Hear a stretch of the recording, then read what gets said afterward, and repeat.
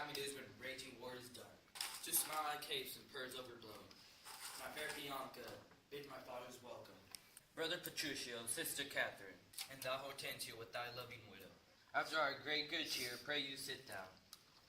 For now we sit to chat as well as eat. Nothing but sit and sit and eat and eat.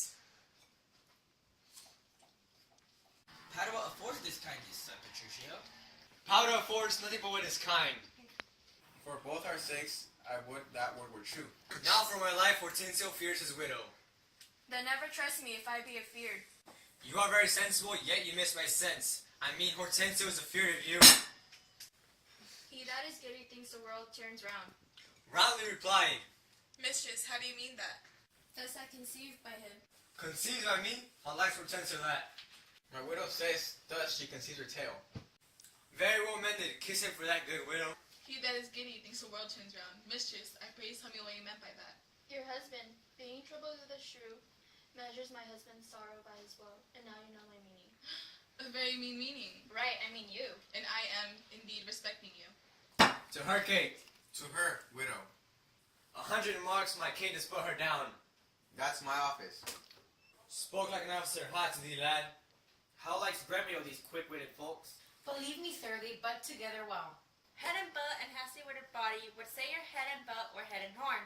Aye, Mrs. Bride, hath that awakened you? Aye, but not frighten me. Therefore, I'll sleep again.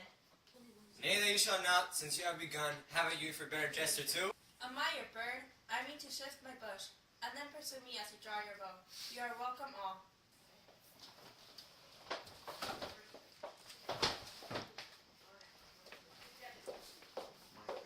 She had prevented me here, Signor Tranio. This bird you aimed at, that you hit her not. Therefore, to health to all that shot and missed. Oh, sir, Lucencio slipped me like his greyhound, which runs himself and catches for his master. A good so silly, but something courage. Tis well, sir, that you hunted for yourself. Tis thought you dear does hold you at a bay. Oh, Petruchio, Tranio hits you now. Confess, confess, hath he not hit you here? A hasty little gal me, I confess. And as the jest did glance away from me, 'tis 10 to 1, it manned you two outright. Now, in good sadness, son Petruchio, I think thou hast the veriest shrew of all. Well, I say no, and therefore for assurance, let each one send unto his wife. And he whose wife is most obedient, to come at first, when he does send for her, shall win the wager which we will propose. Content, what's the wager? 20 crowns. 20 crowns, I'll venture so much of my hawk or hound, but 20 times upon my wife. 100 then. Content. A match 'tis done. Who shall begin? That will I. Go beyond Bello, bid your mistress to come to me. I go. Son, I'll be your half. Bianca comes. I'll have no halves. I'll bear all myself. How now?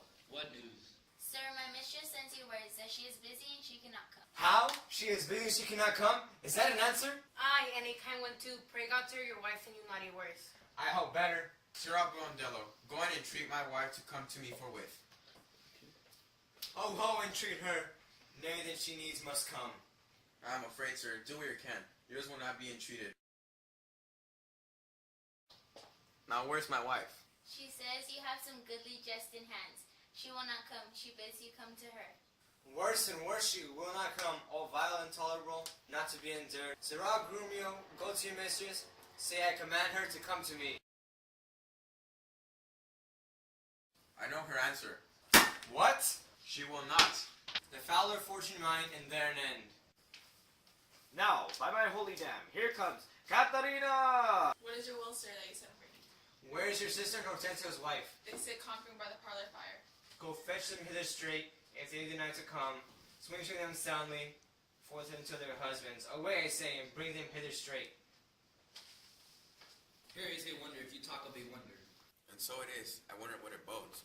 Merry peace of bones and loving quiet life, an awful rule and right supremacy, and to be short what not that's sweet and happy. Now fair, befall thee, good Petruchio, the wager thou hast won, and I will add unto their losses 20,000 crowns, another dowry to another daughter, for she is changed, and she had never been.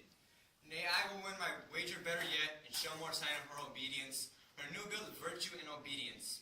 See where she comes and brings her forward wise, as prisoners in her womanly persuasion. Catherine, the cup of yours becomes he not, off with that bottle, throw it underfoot.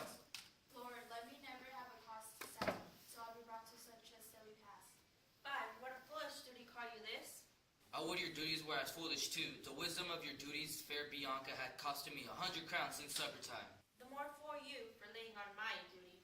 Catherine, I charge thee telling said strong women what duty they do owe their lords and husbands. Come, you're mocking. We will have no telling.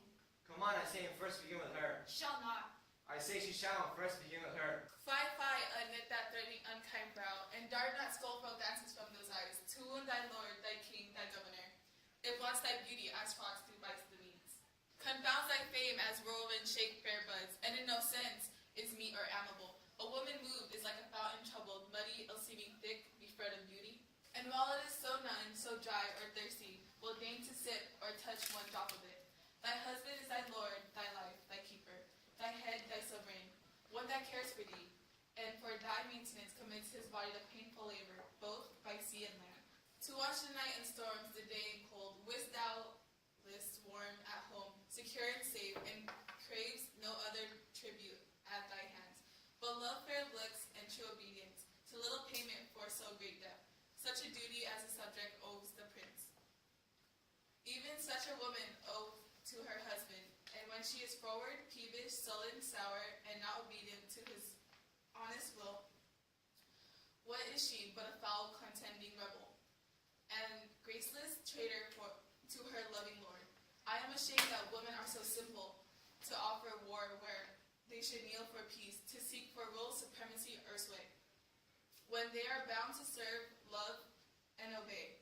Why are our bodies so soft and weak, smooth, unapt to toil and trouble in the world, that our soft conditions and our hearts should well agree with our eternal parts?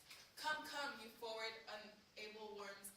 My mind has been as big as one of yours. My heart as great, my reason aptly more. To bandy word for word, and frown for frown. But now I see our lances are but straws. Our strength as weak, our weakness past compare, that seeming to be most which be indeed least are. Then veil your stomachs, for it is no boot, and place your hand below your husband's foot, in token of which duty, if he please, my hand is ready, may it do him ease. Why, there's a wench, come on and kiss me cake.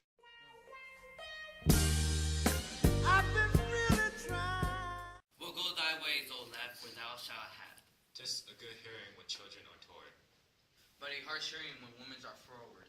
Come, Kate, well to bed. We three are married, but you two are sped. Twice I won the wager, thou hit the whites, and being a winner, God give you good nights. Now go thy ways, thou hast tamed a cursed shrew. 'Tis a wonder by your leave she will be tamed so.